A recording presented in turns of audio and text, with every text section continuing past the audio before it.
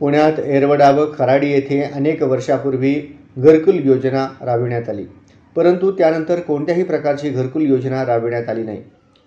आजही 90% विडी कामगार व पद्मशालीय बांधव बेघर असून ते तुटपुंजा पगारात घरभाडे भरून कसेबसे जीवन व्यतीत करत आहेत।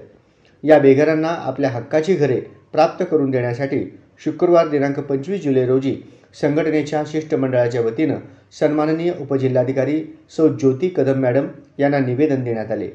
या शिष्टमंडळात सर्वश्री नारायणराव बोरा, प्रभाकर जिंदम, महेश चलमल, विलास मद्दिल, विजय रच्चेवार, शंकरराव मुत्याल, शंकरराव उर्डी, बद्रीनाथ जन्नू, साईनाथ सापा, मेघा चिंतल, विद्या निखिल वस्ते बोम्मा, गोवर्धन कर्ली, भगवानराव येमुल, नरसया गंधाल, रमेश साका, लक्ष्मण संगा आणि श्रीनिवास सैबी यांचा समावेश होता।